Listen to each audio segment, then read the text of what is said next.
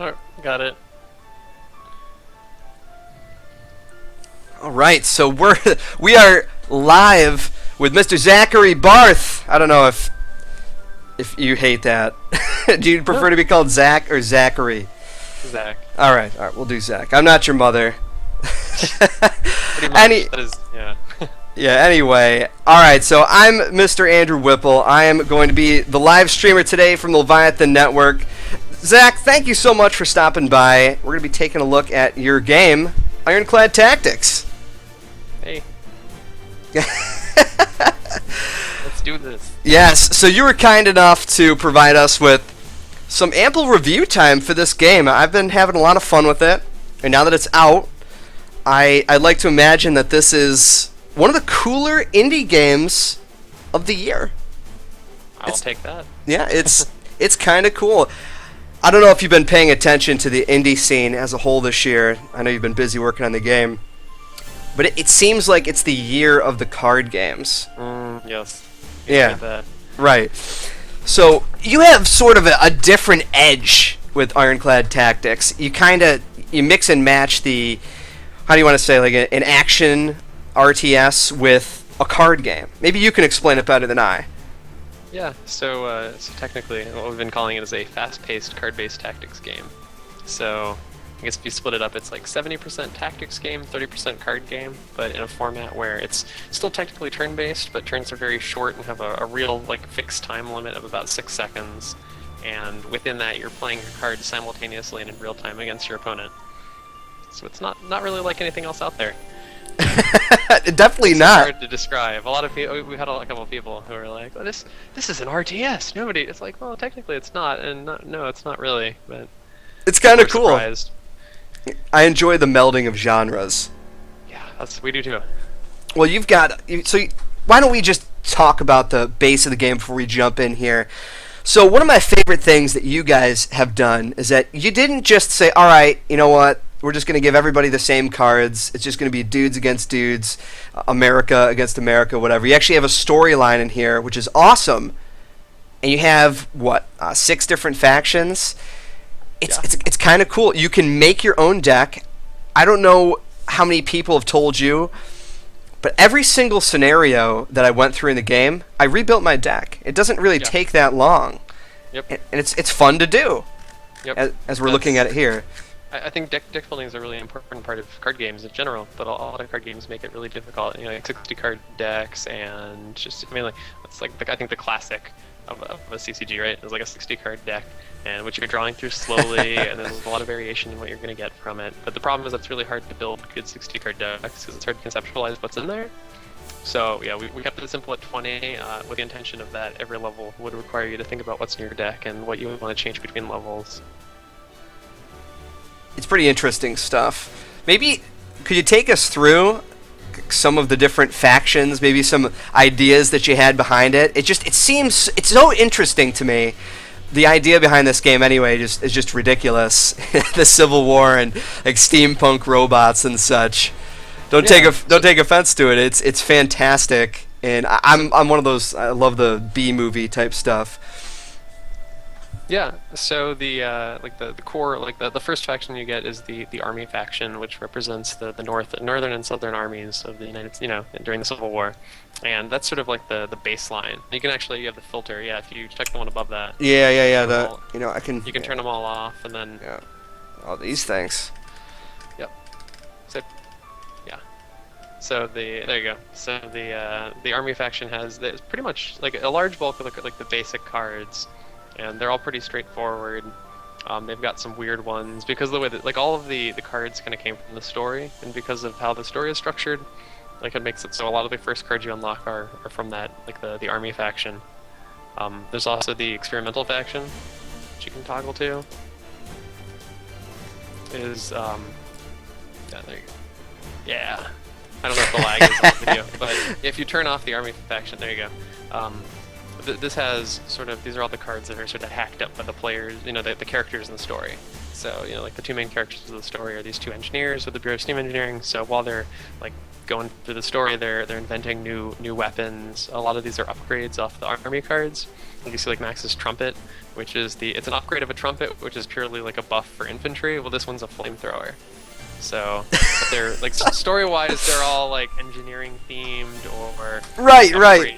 Like weird. Like they're not really up their side grades. You know, hence there's a lot of quotes, like ironic quotes around stuff in the name. Yeah, I love that. We talked about that during the little podcast that we had there, but it's great. You look at Max's trumpet. You know, you play the trumpet? Not exactly. But Yeah, exactly. So you've also got the mercenary faction, which you meet up. You start collecting them sort of as you go through like the latter part of the story where you're fighting against the bad guy. I don't want to spoil it, but there's mercenaries involved, and so they're like all of their cards are sort of like weird side grades off of like compared to army cards, with a lot of weird mechanics like the Saboteur, who deals a large amount of VP, the Earth Mover, which can push back enemies, just sort of side grady things. That's another one. So there's sort of two size classes of the factions. The army and the mercenary factions are the larger factions, and then the other factions are smaller factions. The idea being that like you don't really need to have a deck that's entirely made up of the small factions to take advantage of it, and it sort of encourages you to like do hybrid faction combinations, which is where a lot of the interesting deck strategies come from. So yeah, right now you've got like the native faction up, which is one of the smaller factions, but has a lot of units that are all about surprises.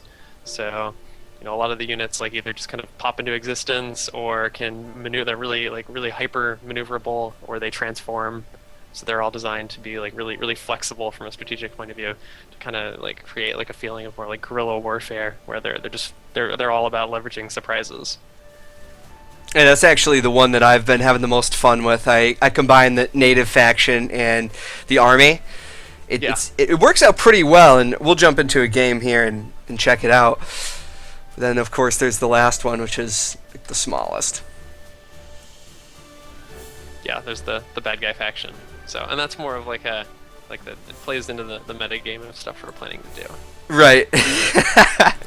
Well, just for the hell of it, I'll go ahead and I'll just make a deck. This is the one that I've been sort of running with. I like how you guys actually name. You said before that you actually have something in there just randomly names each deck that you make. Mm-hmm. The Warrior's Mission. Yeah, we found it's better than unnamed deck. It's kind of cool too, because you. I'm sorry, I didn't mean to interrupt That's okay, you. keep going. I like how when you click on the cards, it actually keeps track of how balanced your deck is. You've got the infantry down there. Like I just selected a couple, but if I wanted to make another, now it's okay. Now I've got 2 Ironclads, which I'll just get rid of these. Just I'm not going to use this deck, but it's kind of cool to see all this stuff. And you can only go up to 20 cards. Obviously, there's 3 factions, so that's not going to work too much. But let's jump into the game. I don't want to go too far ahead, just because, like you said, there's some spoilers, and I thought that you guys did a great job with the story. Now that the game is actually out, I can see all of the the comics, which is great. Who ended up on your team doing most of that work? Which part? The story. The story. We have one writer who did the majority of the writing, and then we have like a huge amount of artists who brought it to life. So this is a good place to just start in. Charleston Harbor. We'll just jump in there.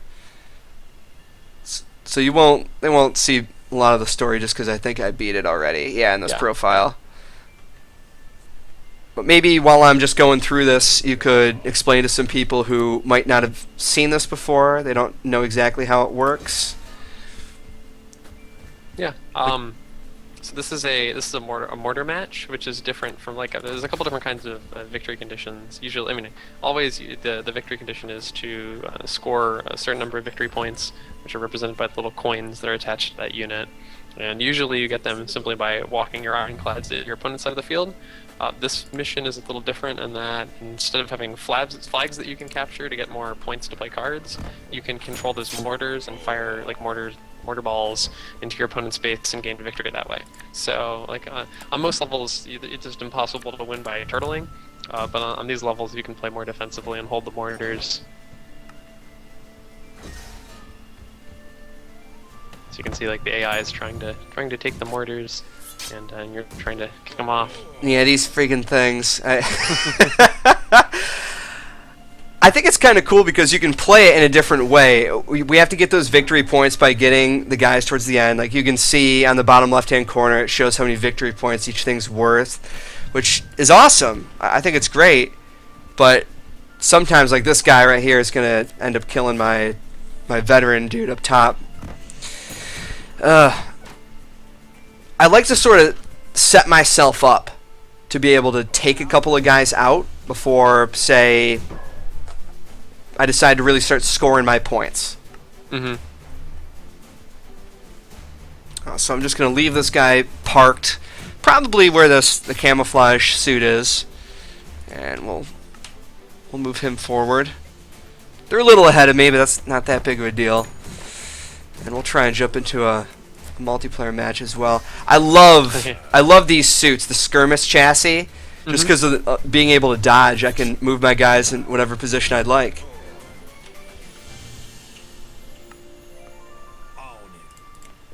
Ah, goodness. Put a fox runner over here. Because grab one of those mortars. Because why not? Well, I can't. I don't have the capture suit. What their infantry, I mean. The battle cap. I know, I'm trying to get my guy to go over. Ah! There we go. There we go.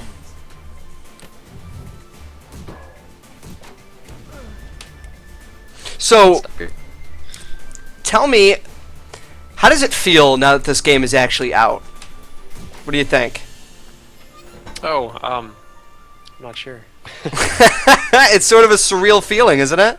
Yeah, I mean, we've been working on it for like 2 years, and honestly, we're still working on it almost just as much now, except it's under sort of different pressure of figuring out what we have to do. Right. Like there's lots of stuff that we've gotten lots of feedback, which is awesome, and we are looking to improve various aspects of the game. Just kind of reworking some of the stuff.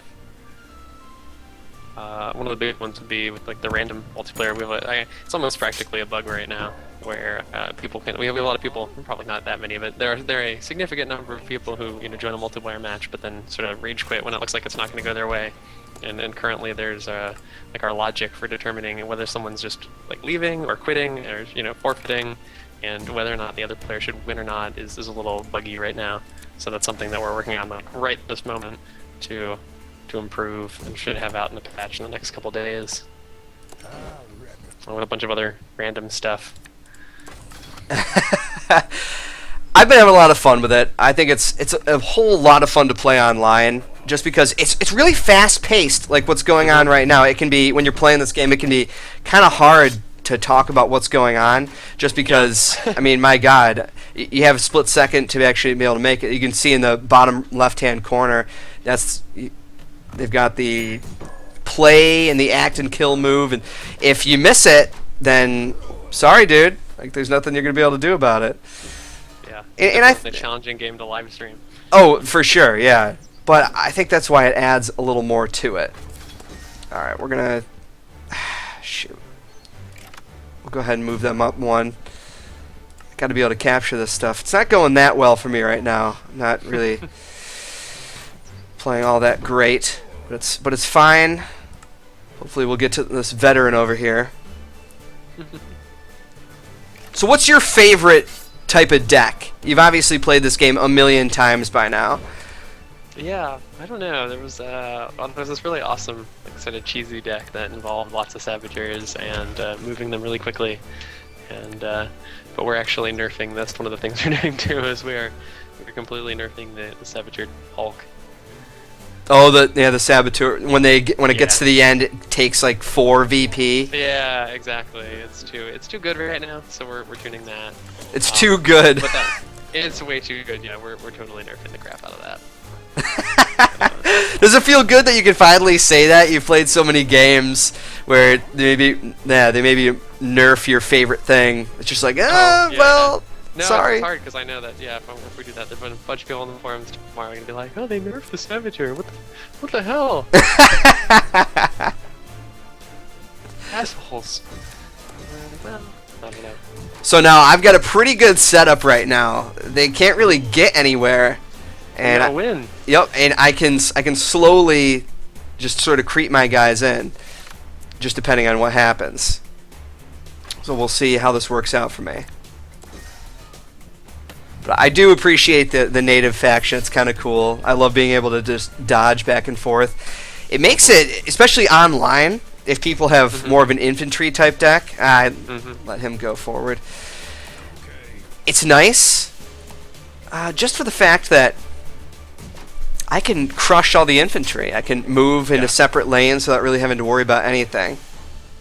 Yeah, it's an interesting card because it seems kind of broken too because it always comes in with infinite maneuvers, but they actually take up a lot of room in your hand. It's one of the interesting things that chain cards. That's the term for a card that draws another card when you play it. So, well, yeah. Plus, it uses an AP. Yeah, well, use an AP, but that's normal. You know, that makes sense. But the fact that you can only really have, if you're keeping at least a dodge in your hand, you can only have 4 cards in your hand. So it's just sort of like a more subtle cost. Right. Well, it looks like my strategy is working. The other guy has 11 AP right now, which is insane. But he's not going to be able to stop me, which is a pretty great feeling.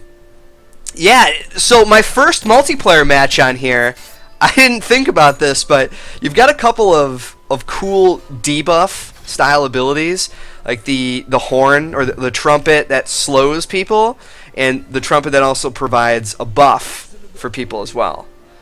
I find that interesting, because he actually would go to the edge of my screen and stop his guys there, so when I put somebody out,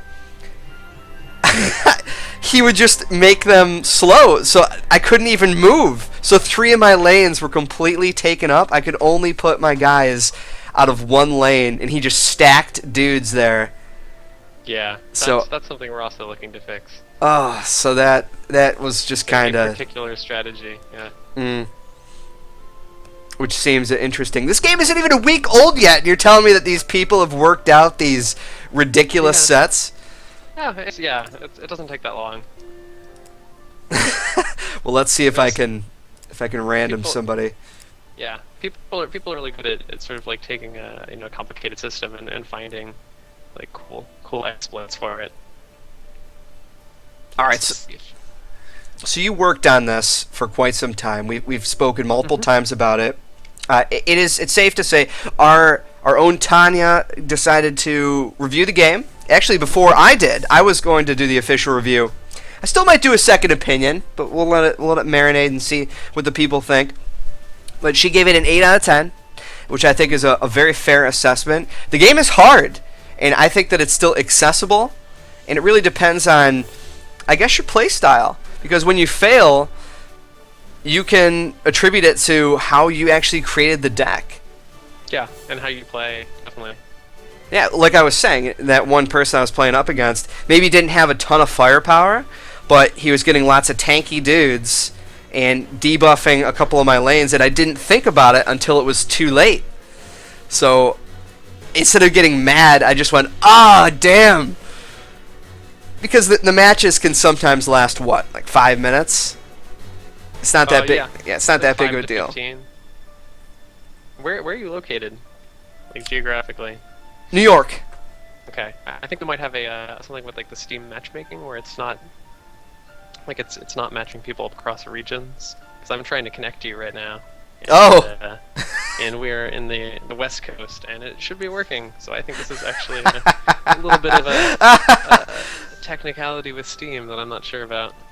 Yeah, well, I was just going to let it sit here for a second just to see. Because, hey, you never know. Whenever something brand new comes out, you have no idea how many people are going to be on at that time. But I've played several matches, and it's pretty good. Like I said, I think that this game is just... It's perfect for just being able to jump in, play a couple of matches, and then you can do something else. It's not like... Look, it's not like people are going to spend 20 hours a day, playing Ironclad Tactics. It's more or less a tower defense game, right? You buy something like this so you can have a good time with it with friends, load it up, play it for a couple of hours, and then you're good. Like you feel awesome when you just step away from something like this. I feel that's why I'm attracted to stuff like this. Yeah. Like, I don't know if I'd call it a tower defense game. no. This isn't. Yeah, like this Magic, isn't. Or like Bastion or any of those kind of Sure, right. game. Yeah. I wasn't yeah. saying that Ironclad Tactics was a tower defense game, but I was just likening it to the millions of tower defense games that are out there. Why do you pick one up? Well, you want something to do for a little bit, and sometimes you can find that gem.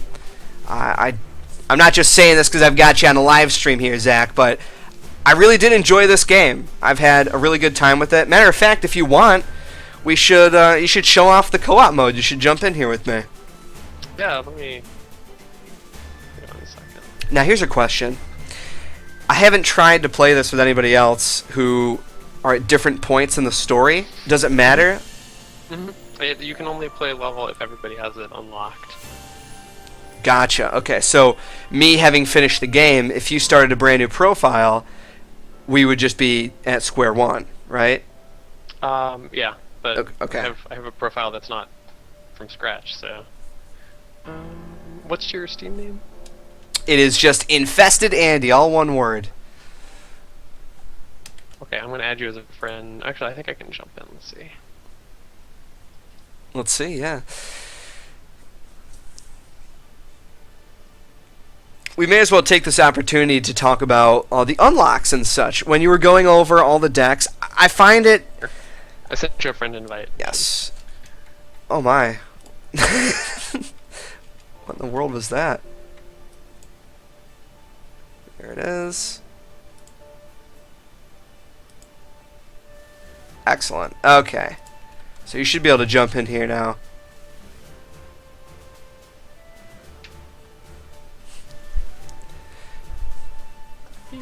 Woo! Alright, so let's go into an earlier level again. Why don't we do the abandoned warehouse? Oh, that might be tough. You know what? We'll skip ahead of that one. I want people to actually see that level. I think that's the first boss fight. Yeah. All right. Oh, perfect. And this is a good opportunity to show off some of the comic. So what made you guys decide that this was going to be the way that you decided to do the story? It seems like, there's just not a lot of options really for games. You could do, like Space Camp, we did a giant wall of text, and in other games, you could do like talking heads, but you could do a comic story, you could do cutscenes. Cutscenes are nice but really complicated and costly. Talking heads are kind of in between like wall of text and like a comic, but they really don't set the place or allow you to, you really can't develop that much. You can have people just yelling random stuff at each other, and that's about it. So you felt that doing a comic would have a good sort of good balance between really like setting the stage appropriately and creating like a really cool world, and bring it to life without costing like, a ton of money to make. Like cutscenes or something ridiculous would. Right. And I like graphic novels, so it seemed like it made sense. Oh boy, I'm not sure. Let's see. Yeah, we're gonna have to kill this guy. I'll go ahead and I'll put the... Yeah, I've got armor. So oh, that's right. Yeah, the armored chassis. I ran with those guys for a while too, and I love this. I could put a camouflage on you right now, so you could you could stop 2 damage. Oh. No, it doesn't stack like that actually. Oh, really? Okay. Well, news to me. Armor is just armor. Alright, let's deploy this.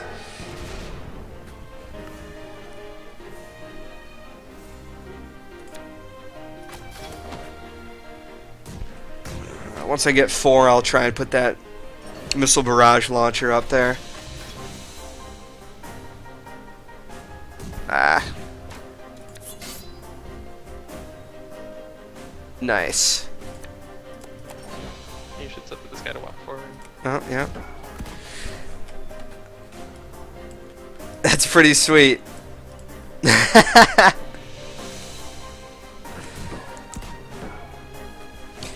So did you, when you were developing this game, did you decide, hey, we need to have co-op in this? Yeah, pretty much. We already had like a really strong single player, and we figured it wouldn't be that much harder to add co-op to it. And but yet that would like open up, everybody likes co-op. Maybe not everybody, but a lot of people like co-op, and it's something that's easy to add that would bring a lot of value to a lot of people. Agreed. Now you have challenges in each level. We haven't really touched too much on those. Yeah. I think it adds more depth to this game for obvious reasons. Yeah. There's more of a reason to go back through and play it. And again, even though it's not a tower defense game, it's one of the reasons why you go back and you play those types of games, because you have a lot of fun with it. It's great to go back and maybe earn some skulls or whatever experience points that helps out with it. Yeah, in this case, it's earning extra cards, which actually really helps a lot for later missions, or if you want to build more like more interesting decks that like specialize on certain tactics, or if you want to play multiplayer, it helps to have a good selection of cards. That way, you can really build like a crazy number of decks. Oh god, I hate those dudes. Those Zouaves. Yeah. Yep. What was the most fun model to try and create?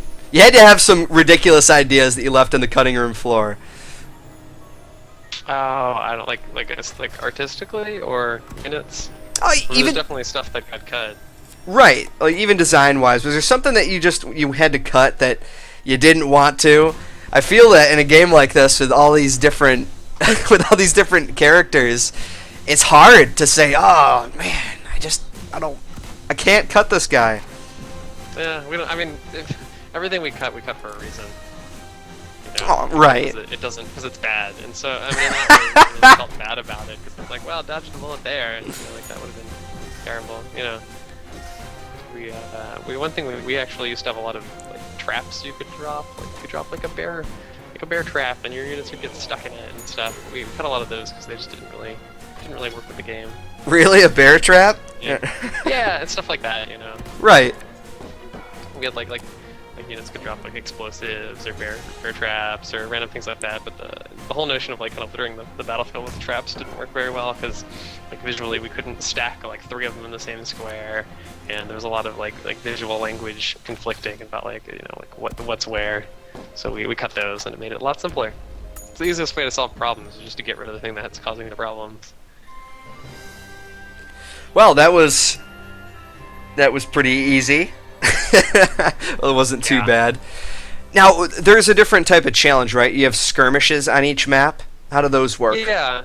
So skirmish is just it's kind of like random skirmish, except it's not random.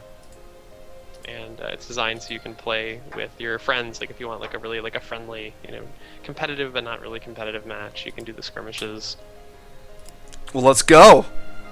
Yeah.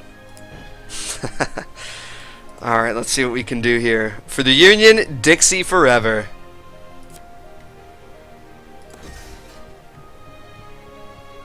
I've got to ask, too. Mm-hmm. It seems like a crazy idea to even come up with this idea. What made you say, alright, guys, Civil War, robots, thoughts? I actually made a game a while ago that was exactly that, the Civil War with robots, and this started off as a sequel to that. So we liked the setting, we liked the game, so we wanted to make a different version of it. That was like 2 years ago though. That was back when it was a puzzle game. Interesting. Oh, you jerk!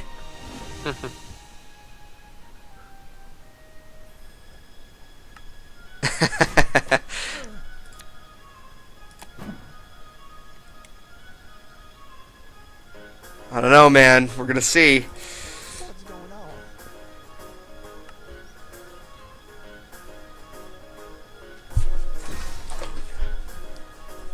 How many matches do you think you've played? Oh, I can't even count. Too many. Played a lot of this. Oh, God, you think you're so cool with those things. Alright.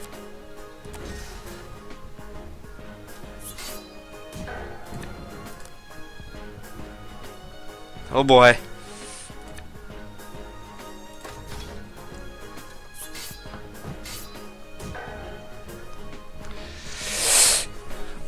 Oh, this could be interesting. Let's see what happens.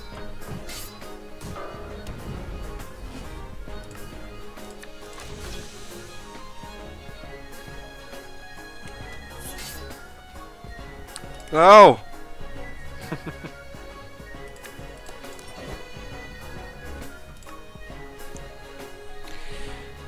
You could actually score the first. Maybe.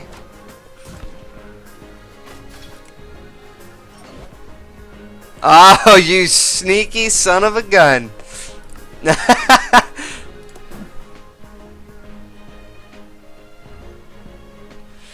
Well, you're in trouble right now, though. I've got all these things captured. We'll see.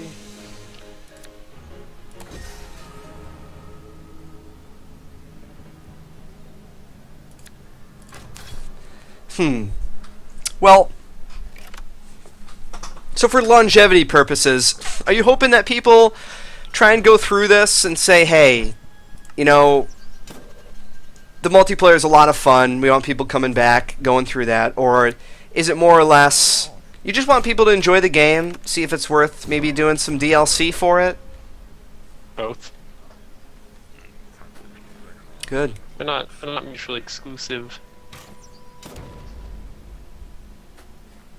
So we're definitely interested in expanding, you know, like basically making sure that multiplayer is good, make sure it's solid, adding new modes to it, and also expanding the content for people who are more interested in like the single player co-op experience. Right. Shoot. And now that I think about it, I should have had the heavy chassis up in front. Well, that is not going to happen. Oh, great.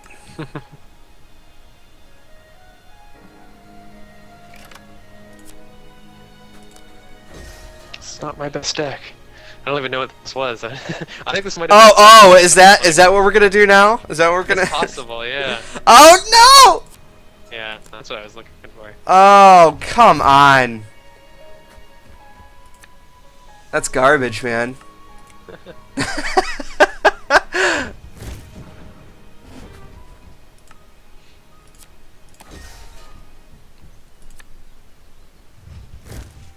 Wow. Well, that's embarrassing. Yeah. You haven't scored any victory yet? No. No, you've been pretty good about keeping those guys away.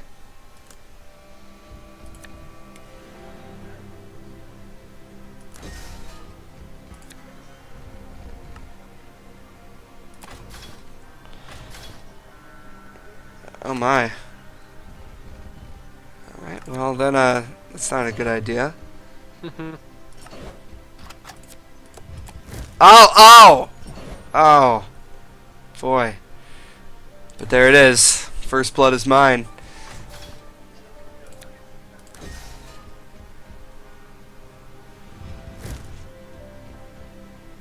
Man, you were just relentless.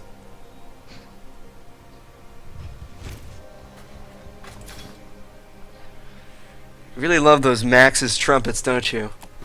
Yeah, that's sort of what this deck's all about. Oh, it... Really, this and overpriced infantry.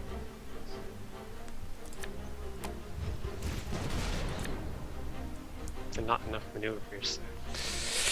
You have not enough minerals. Yeah, I don't want to ruin too much for people, but I think this gives a really great idea of what to expect from this game. And yeah. I've had a lot of fun playing through it. It's great stuff. You guys should really be proud of coming up with this very unique idea. Am I just not thinking of the right stuff? Has there been something beforehand that's done Civil War in this manner? I don't think so. There's not a game. I mean, we definitely borrow a lot of like common conventions, but there's a lot about this game that's not like any other game. Right. And that's the point. Like that's our thing. That's what we do. Sometimes it works. Oh man, why did I do that?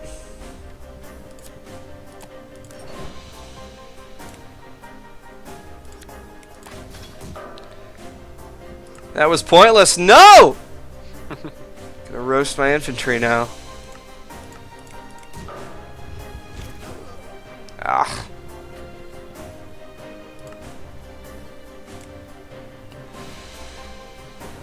Alright. There's another. Oh no! Did it really have to happen like that? Oh yeah. I'm in it to win it. To win it, yeah.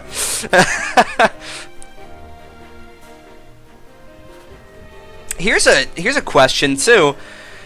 Since we've covered pretty much everything, are you guys taking like fan ideas for the game? Like maybe certain cards? Yeah, I mean we always we've been scouring the Steam community forums looking for smart stuff. I mean, one of our solutions to the random 1v1 rage quitting issue was totally something we found from somebody online just suggesting it. You know, a lot of people suggest stuff that that doesn't necessarily fit into the game, but a lot of people, occasionally somebody suggests something that's pretty much the perfect solution we were looking for.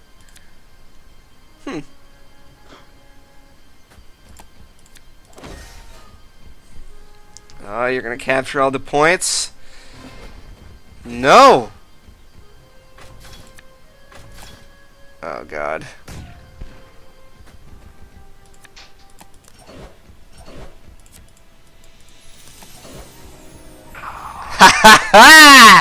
Victory is mine! Yep. And that's how you use that unit. Yep. There it is. I have to say, it's interesting. I love the idea of being able to build around like a certain item. It's kind of cool. Exactly. I mean, that's why we made the game strongly about deck building. Well, trying to take something that a lot of people love but never get to do and turn it into something that's accessible. And a lot of people love like the deck building of Magic and stuff, but it's not very accessible. Well, you know what we could do? I haven't had a chance to test this out, but there is another mode, right? Nemesis, I think? Yeah, we can do that. It's only on some missions. Ah, there it is. Okay. I did this one. This is a bad one. We actually just removed this and we haven't pushed the build yet. Oh, goodness. Okay. I think they're all kind of slow. No, this one's good. Yeah, this is good. Yeah. Gotcha. All right. Well, since do you feel more? Do you want to take control of the boss, or should I? Well, you can do it. All right. The Gunslinger Shootout.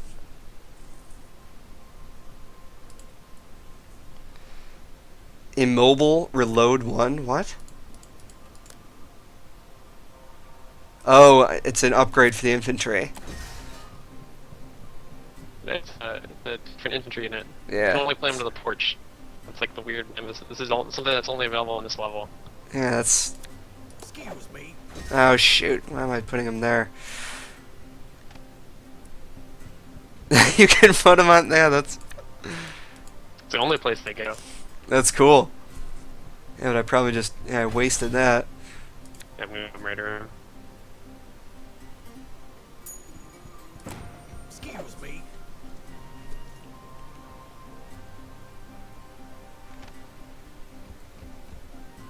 If you can, if you feel comfortable, tell me some of the challenges that this game presented you with. What do you got? Oh, I mean, compared to Space Chem, right? Mm-hmm. It's a totally different kind of game.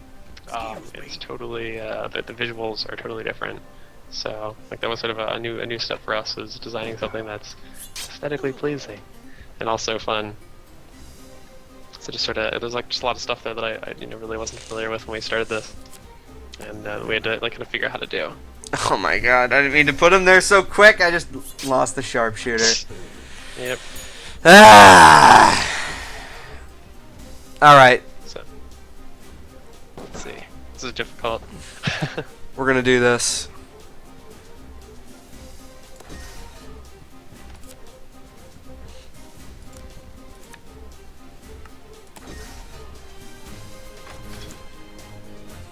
There it is. Your stupid Max's. Alright. See what I can do here.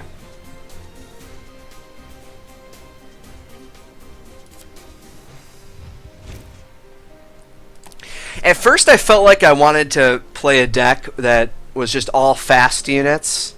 I really wanted to get the prototype to work, but I ended up scrapping that idea after a while.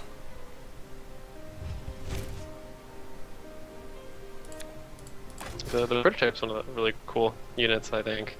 Yeah, it has 1 victory point, but It's the best victory points per AP yeah, unit in the game. it's pretty good.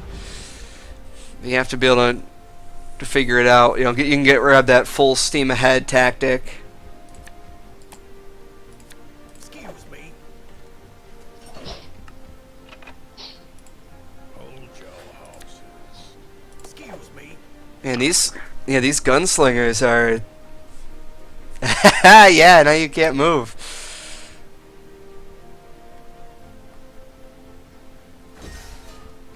This is a brutal deck. Oh no! You're gonna be a jerk about it now. I'm calling you bluff. It's alright, maybe I can hurt you a little bit.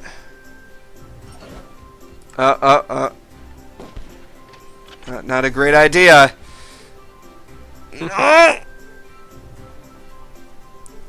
I get pretty competitive with these things, as stupid as it might be. No!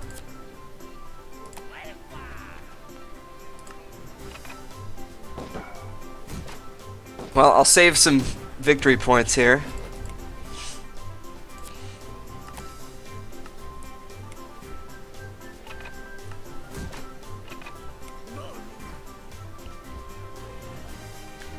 Yikes.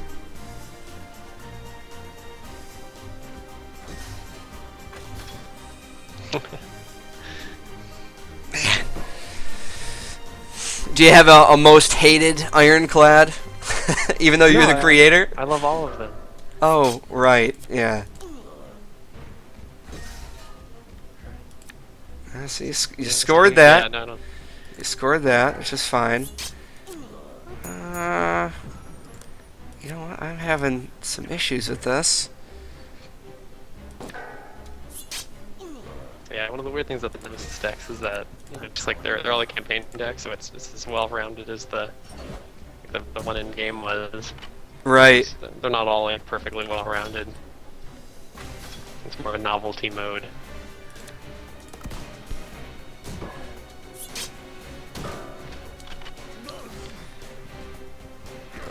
No. Yes.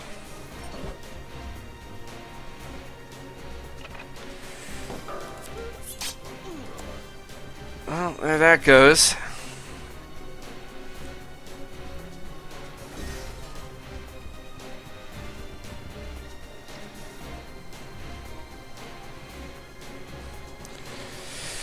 Oh boy, I'm 1 victory point away from biting it hard.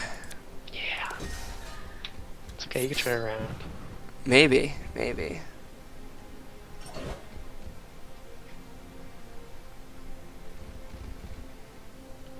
I know that. Actually, I could have put that guy in front of you and it might have made a difference, maybe.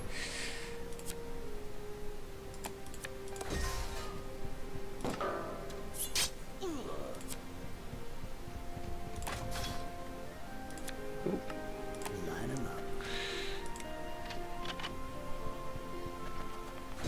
Alright. That's good.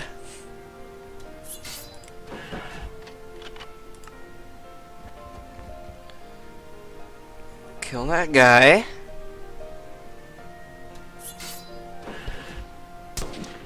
Yes. Is there someone in the office that is unstoppable? No, I don't know who's the best. I'm okay at it. Yeah, I played a lot of this game.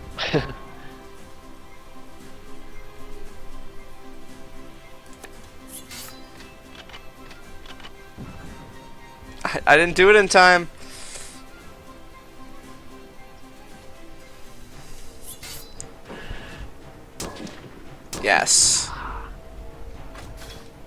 No! I'm in.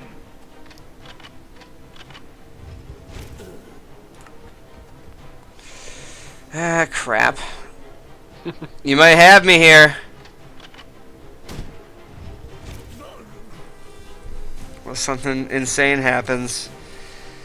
And it doesn't look like it's gonna happen. Damn it! Oh, and the victory goes to Mr. Barth. Yeah, that was good though. It was good. Oh, you still get the reward for playing. Yeah, yeah, definitely. I like it though. It adds more to the game, like we were talking about, and it's cool.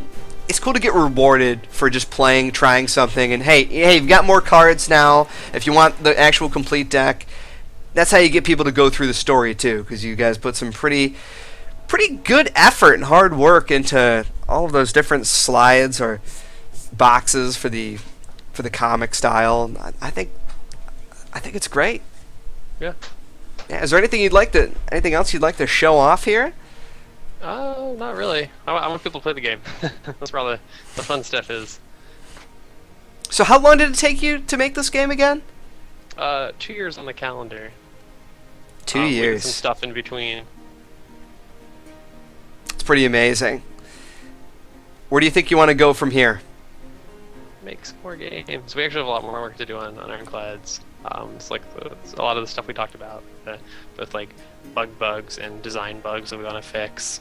We want to add some add-on campaigns that add more missions and more story, and just kind of flesh out the campaign like into something that's way bigger than like the game itself.